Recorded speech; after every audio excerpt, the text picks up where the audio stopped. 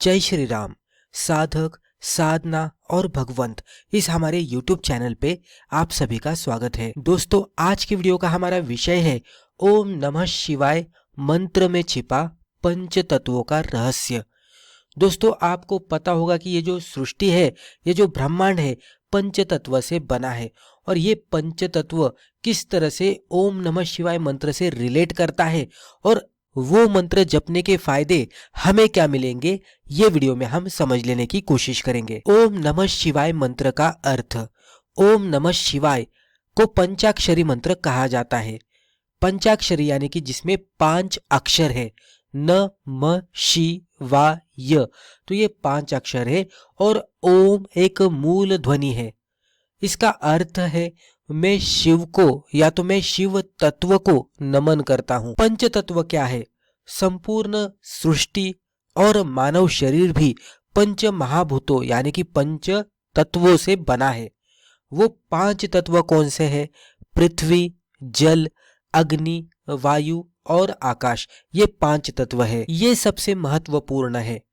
ओम नमः शिवाय और पंच तत्वों का संबंध क्या है? इस मंत्र के 5 अक्षर यानी कि नमः शिवाय पंच तत्वों से जुड़े हैं। किस तरह से आप नीचे देख सकते हैं। न पृथ्वी तत्व, म जल तत्व, शि अग्नि तत्व, वा वायु तत्व और य आकाश तत्व। तो इस तरह से नमः शिवाय का हर एक अक्षर एक तत्व से संबंध रखता है। दोस्तों, ये ब्रह्मांड की रचना कैसे हुई? यहाँ पे जो हमने क्रम लिखा है नमः शिवाय का, इसका अगर हम उल्टा करेंगे तो आपको सृष्टि की रचना कैसे हुई है उसके बारे में थोड़ा सा अंदाजा आएगा। यानी कि पहले आकाश तत्व यानी कि आकाश था, उसमें कुछ क्रिया होने के वजह से वायु उत्पन्न हुआ। फिर वायु उत्पन्न होने के बाद उसमें कुछ क्रिया हुई और उसका फिर अग्नि में रूपांतरण हो गया। उसमें कुछ क्रिया हुई, उसका रूपांतरण जल में हो गया और उसमें फिर क्रिया होने के बाद आखिर में पृथ्वी तत्व में रूपांतरण हो गया। इसी के साथ पृथ्वी तत्व में भी सूक्ष्म रूप से आकाश तत्व मौजूद होता है और उसी तरीके से आकाश तत्व में भी पृथ्वी तत्व सूक्ष्म रूप से मौजूद होता है। अभी अगर हम देखेंगे तो ये सृष्टि की रचना तो हो चुकी है, लेकिन अगर हमें इसको उल्टा करके देखना है तो वो किस तरह से हो जाएगा? अभी जो भी हमें दिख रहा है उसको अगर हम पृथ्वी तत्व से संबंधित करते हैं तो उसमें कुछ क्रिया होने के बाद उसका रूपांतरण जल तत्व में होगा। फिर उसमें भी कुछ क्रिया होने के बाद उसका भी रूपांतरण अग्नि तत्व में होगा और उसमें कुछ क्रिया होने के बाद वायु तत्व में और उसमें भी कुछ क्रिया होने के बाद आकाश तत्व में रूपांतरण हो जाएगा।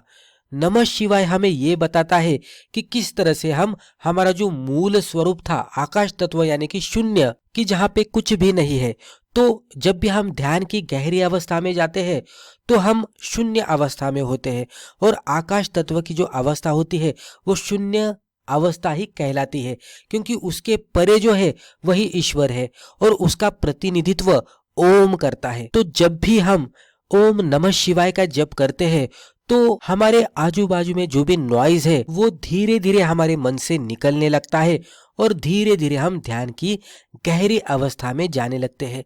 जैसे ही हम ओम नमः शिवाय का जप कुछ समय के लिए करते हैं तो धीरे धीरे हम गहरे ध्यान की भी अवस्था पा सकते हैं, हम शून्य में उतर सकते हैं। ओम नमः शिवाय का जप करने के बाद जो शून्य में हम उतरते हैं, या तो जो शक्ति हम महसूस करते हैं या तो जो तत्व हम महसूस करते हैं, उसको ही शिव तत्व कहते हैं। उसी के साथ जब भी हम ओम नमः शिवाय का जप करते हैं तो नमः शिवाय जिस तरह से पंच तत्वों को संबोधित करता है तो हमारे शरीर के अंदर भी पंच तत्व मौजूद है, तो उनका संतुलन होना बहुत ही जरूरी होता है हमारे शरीर के लिए और हमारे हेल्थ के लिए भी। तो ओम नमः शिवाय का जप करने के बाद ये 5 तत्व संतुलित होने लगते हैं और यही इस मंत्र का सबसे बड़ा फायदा है। ओम का विशेष महत्व क्या है? ओम को 5 तत्वों से परे माना गया है। यह परम चेतना है और ब्रह्मांड की मूल ध्वनि है। ऐसा कहते हैं कि ओम से ही आगे जाकर ये सृष्टि की रचना हुई है।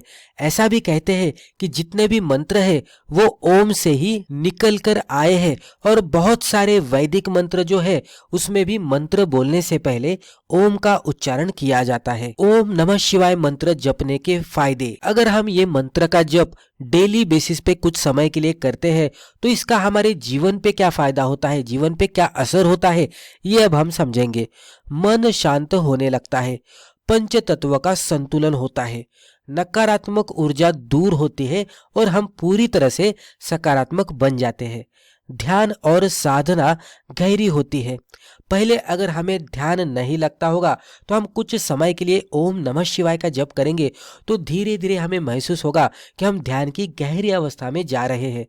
आत्मिक उन्नति होती है, तो ये भी इसका बहुत ही बड़ा फायदा माना जाता है। तो इस तरह से आप भी ओम नमः शिवाय का जप डेली बेसिस पे कर सकते हैं और उसका फायदा ले सकते हैं।